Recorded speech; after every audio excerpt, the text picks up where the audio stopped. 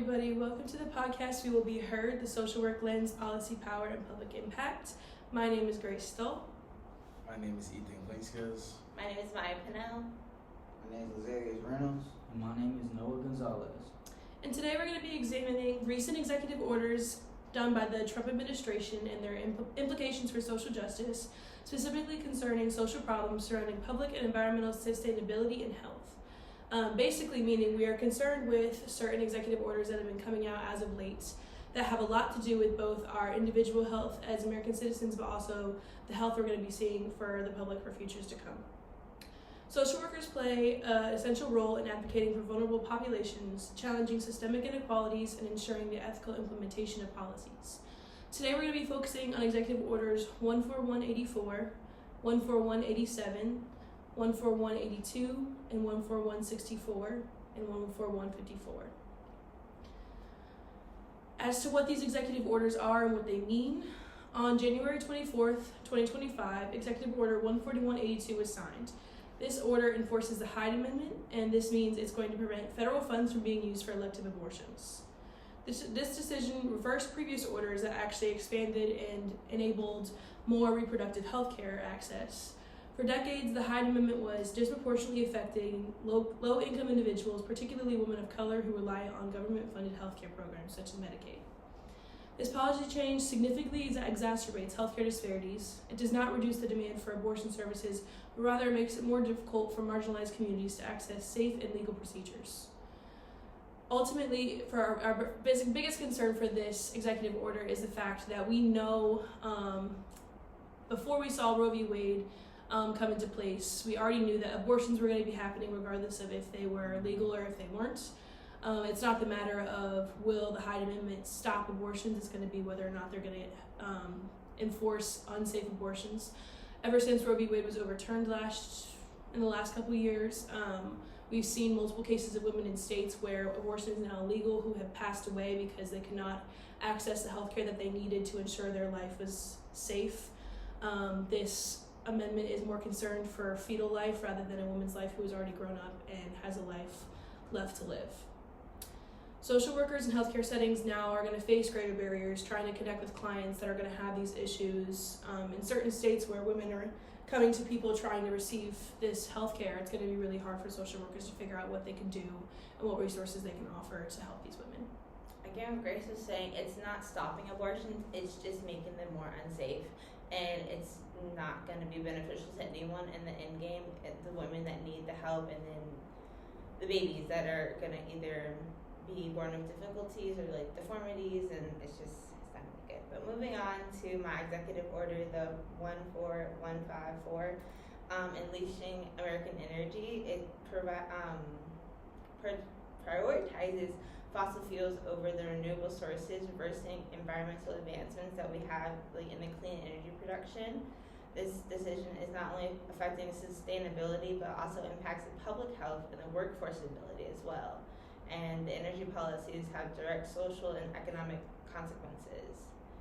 Many marginalized communities have experienced disproportionate exposure to pollution in the environmental injustice because they're working with old resources that are not good for you, and we're not continuously advancing to get cleaner products. And reintroducing the coal and fossil fuels are increasing health risks such as respiratory diseases, water contamination, and other pollutions. And the social work advancements for sustainability, we're trying to protect the vulnerable populations and future generations. And we have to consider that environmental implications. Renewable energy provides long-term employment opportunities where fossil fuels have historically been violated. Well, not violated, but not good for us. So we're just trying to find what we can do to push forward and to explore new products and not just keep going to what we're used to. And this would be another instance where, with my executive order issue, we've already known that the issue of abortion and reproductive health care impacts minority women to be specific. And we already know that environmental racism exists, and we already know that marginalized populations struggle in their homes and their communities because certain environmental impacts have a stronger blow to their communities. And as of late, we as a society have seemed to be trying to move towards renewable energy resources because we know that they're better for the environment, they're going to last us longer. But this executive order is going to bring more focus on fossil fuels, and we know just exactly how much damage that can do to the planet. And then, exactly to Maya's point, if we're trying to focus on the betterment of American society, why not focus on an energy resource that is going to sustain job stability for longer? Like, we're all worried about the unemployment rates that have gone up or been fluctuating. Why not be focusing on an energy resource that is going to ensure jobs for longer, unlike fossil fuels? And speaking of marginalized communities, the next executive order, 14187, aka Protecting Children from Chemical and Surgical Mutilation, is deeply rooted in ongoing debates surrounding gender identity and the role of government in healthcare decisions. This order was issued on January 28th of this year and was part of a bigger series of executive actions that address transgender rights and those healthcare policies that tie with it. There's been a lot of political polarization over the years about this, particularly for minors and whether or not they can give consent or not. Advocates for this would say that this is very important to support the mental health and well-being of the transgender youth, while opponents raise concerns about the long-term effects of medical interventions like puberty blockers and hormone therapies. These debates were fueled by differing interpretations of scientific research, ethical considerations, and cultural and religious values. Alright, cool. And moving on to my executive order 14184, also known as reinstating service members discharged under the military's COVID-19 vaccination. It kind of addresses exactly what it sounds like, the reinstatement of those who were discharged for refusing that COVID-19 vaccination, or just those who voluntarily left because they didn't want to take it. And the order basically directs the Secretary of Defense and the Secretary of Homeland Security to facilitate the return of these individuals to service. And that'll come with full back pay as well as benefits and compensation. Those who left voluntarily as well can also be allowed back due to their lapse during the vaccine mandate, and they can also return without any negative impacts or damage to their status or rank and their pay as well. Do you feel like that's kind of like a way of like undermining the COVID-19 vaccination and how like crucial it is to the health of our society? Yeah, I mean, you could say that because it definitely plays in, it doesn't undermine just that, it kind of undermines any health-related laws going forward, because if one person can kind of just come in, lay down these executive orders, and then, you know, just completely change the way things were, as if a lot of stuff didn't happen in the time span where we were affected by COVID, it sets that precedent that they can do that for other things going forward as well. So it's pretty interesting to see how that can just be changed by one executive order. Yeah, I feel like that too as well. But there's a lot of social problems that's going on with my executive order that also relates to his executive order. My executive order 14164, for example, the countries that rely on an organization called withdrawal from the United States from the World Health Organization. This organization carries things like vaccines, medication, and medical supplies, which also may increase numbers due to the health risk because they, had the executive order about it. I lost where I'm at. Okay. Another thing is both of the U.S. and other countries will be affected on this because of the reduction of funding, which will reduce a lot of programs for healthcare services and other things that they also provide. Overall, our president nowadays, Donald Trump, argued that taxpayers are paying unfairly, and which is just a waste and serves the U.S. no interest. This started the problem of the COVID-19 outbreak.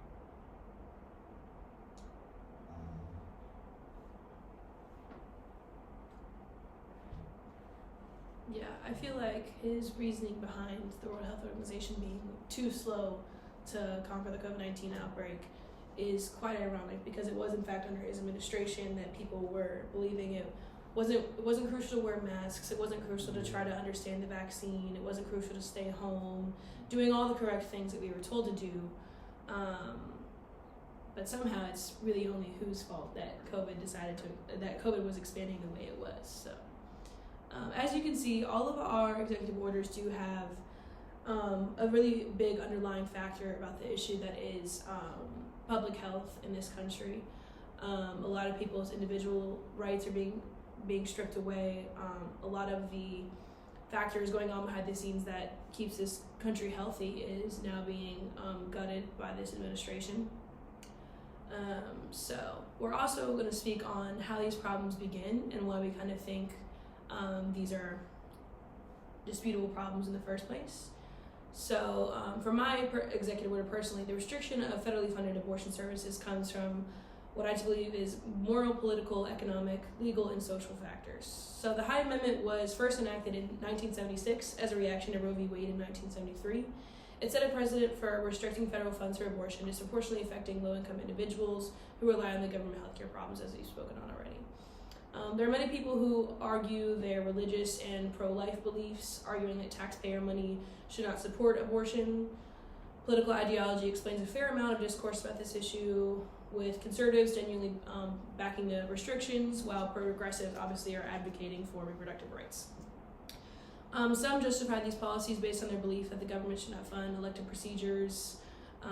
They feel as though, the more conservatives feel as though we should not be funding this because it is not a morally correct procedure to have. They believe that some women just think they want to do away with this fetus. They're going to murder the fetus inside their body, when in reality, it should be government funded, believed by most people, because it is in fact a healthcare procedure that keeps some women alive. Now that's not all of the cases, but I think it would be worth funding by the government as long as we're keeping women safe. We're giving people the opportunity to choose what they do with their own bodies, as some people would like to dispute with the COVID-19 issue.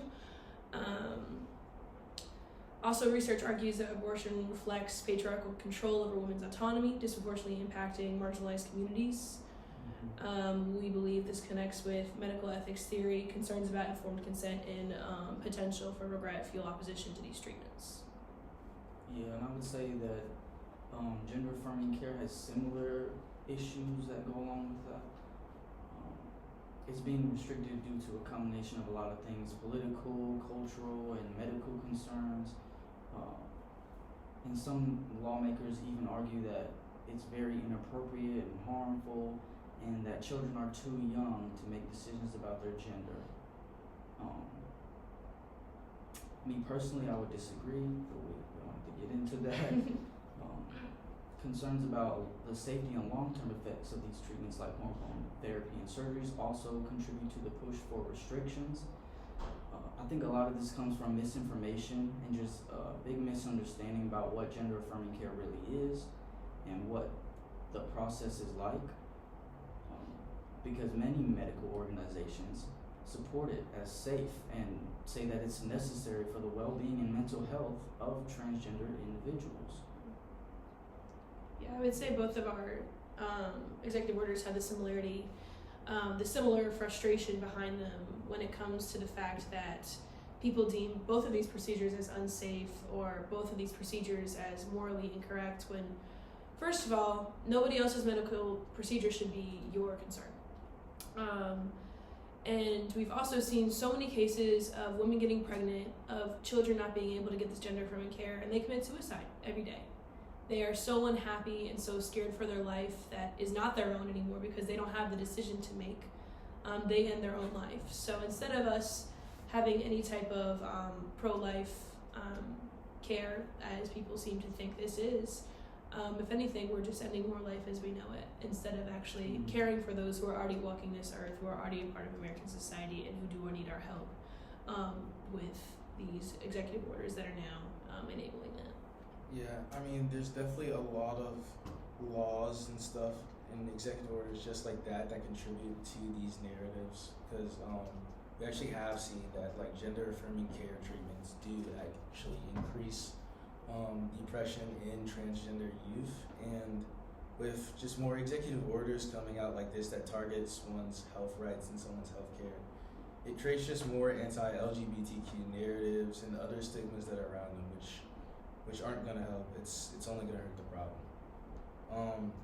But moving on to another problem, at least for mine, when it comes to my executive order about the vaccines, the problem really just stems from refusal to believe in the vaccine, or like these institutions that are mandating and putting the vaccine out there in the first place. Because it's got a proven record of safety, but there's a lot of stigma that comes from politicians or just propaganda out there that makes a lot of people think either vaccines can cause autism or that vaccines simply don't work the way that they have been scientifically proven to work in the past with other diseases like flu vaccines and stuff like that we take every single year. As far as like the workplace of the military institution, you can kind of apply conflict theory to this vaccine because, you know, you're taking these people and you're reinstating them back into their positions of power that were obviously running somehow over the past time where we didn't have COVID without them. So now you have those people who used to be in that position or still are in that position. They may feel like their power or, you know, authority that they once had is a little threatened now, and that could just, you know, create tension inside your institution. Yeah, the power dynamic shifts a lot do reflect on conflict theory and how certain people are just easily placed in power because one person can take them from where they were under the old administration and simply just raise them amongst the ranks, and now the other population might suffer more. So. Yeah. But for my executive order, a big problem was back in 2020. Back in 2020, when the Trump administration argued that basically the World Health Organization was basically too slow enough to respond to the COVID-19 break that started off in China. Since the U.S. is such a large income, did such a large income towards the organization, President Trump basically put a hold to all United States funding and later announced the withdrawal of the World Health Organization. But in 2021, President Biden reversed Trump's decision and joined the World Health Organization because he realized the importance of international cooperation in global health. But now in 2025, President Trump signed the executive order to withdraw the organization.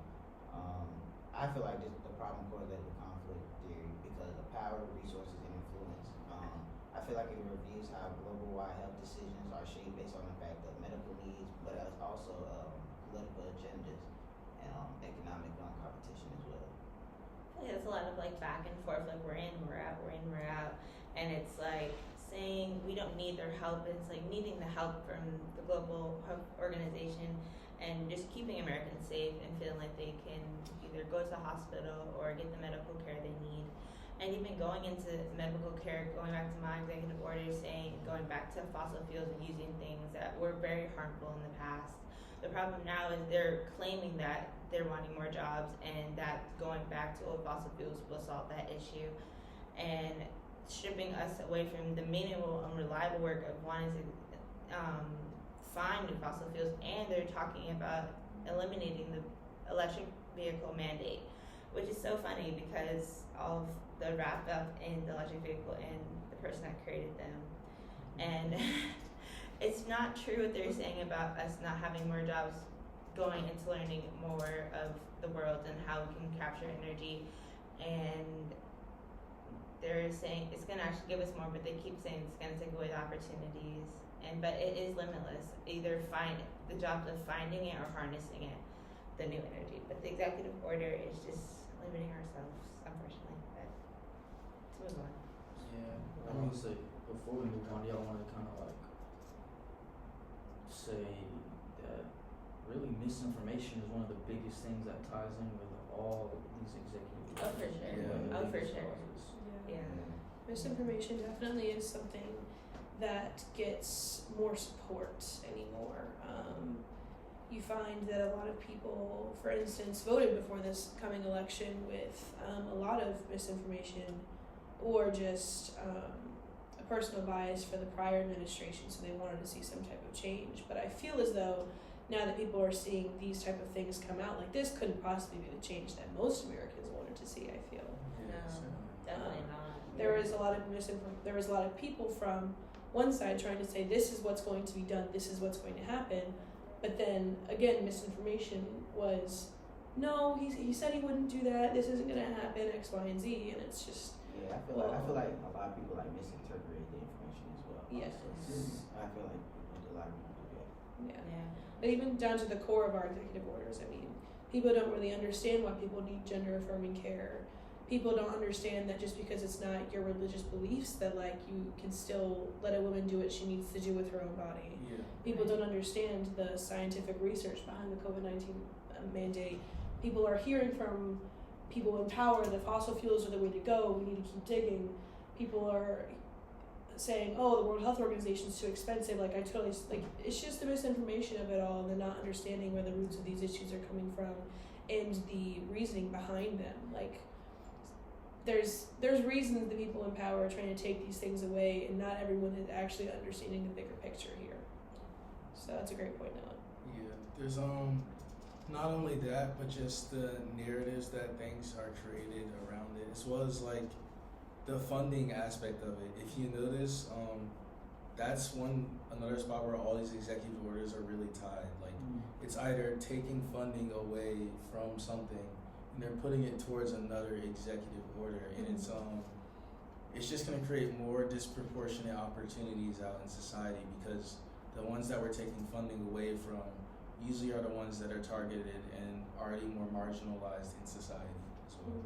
Most definitely. I think they're taking the funding so they can just give more tax breaks to rich people. Yeah. But we don't have to Yeah. get into all I that. mean, that's another part of conflict theory. Like, you see True. a bigger separation between there's all of us people who are like 90% of the population or 99, and then you see the 1%, like that gap keeps growing because of these funds, because of these orders, because of these regulations that are being put into place. Like, you see this money going towards this population, and they're just going to keep getting further and further away from us, and they're going to keep having more power over the rest. So That's one of the reasons they actually, spread that misinformation in the first place, because it's kind of just another way to divide the working class, tying back into that conflict theory. If they can put us against each other in the working class, then we're less worried about what they're doing, and that's why they're able to keep putting out all these different executive orders, and we're just getting further and further away from like the real problem. all right, so let's move on to the role of social workers in policy and advocacy. So social workers are uniquely positioned to address these systemic issues, whether we are providing direct services, engaging in community education, or advocating for policy change. Our work is grounded in principles of social justice and equity. But what are some specific ways we feel like we can contribute to addressing these pressing issues? Well, I think first we need to be more active in like advocation of policy, engaging with different legislators, participating in protests, or just like providing expert testimony. It's different ways that we can, push for these equitable changes that we're looking for. Also, as social workers, I feel like we have a responsibility to educate our communities about their rights and their available resources, whether that means connecting them with like different individuals for financial aid or medical procedures in some form, or just informing them about energy efficient programs that can help reduce costs. I 100% agree. Like, mainly just trying to educate as many people as possible, because some people have no clue what's actually going on. And then, of course, like petitioning, rallying, and then like going to legislative, like voting opportunities, and telling people like, this is what you need to vote for Congress. This is who you need to put in office, even though it's going to be lower level, but they can still make a difference. We can't complain about misinformation issues if we're not willing to actually correctly inform people who need to hear these things. I've personally learned in being around the social work program how many local community resources that people have that like people just don't know about. I've gotten to see a lot of that within our community this past semester, and it's just amazing that what people don't know, like, they can't use. So it's just a matter of figuring out ways to put your best foot forward and offer these sources and help.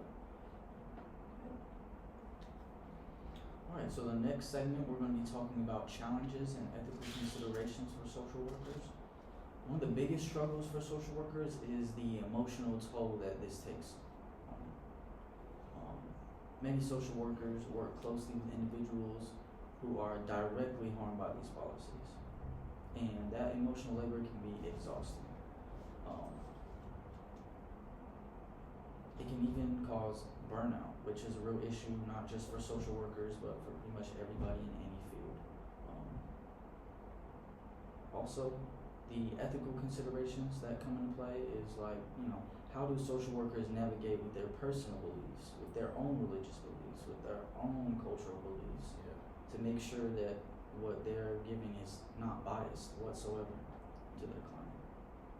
Yeah, I can answer that question though.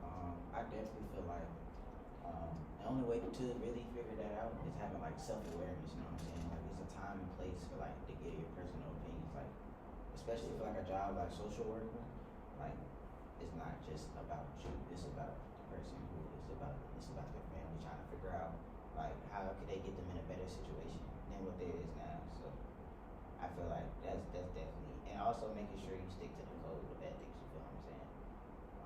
I feel like that's also another one. Yeah. But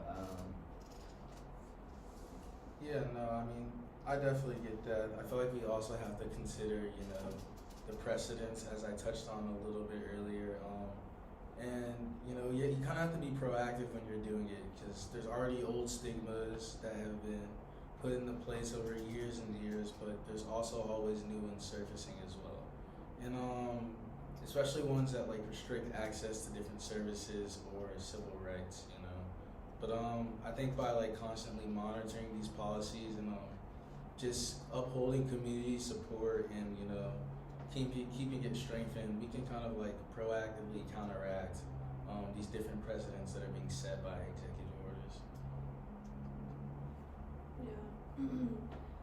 To kind of summarize and close out, we all want to just answer the question again of what are some ways social workers and the general public can get involved in advocating for social justice and environmental sustainability, ensuring our public health.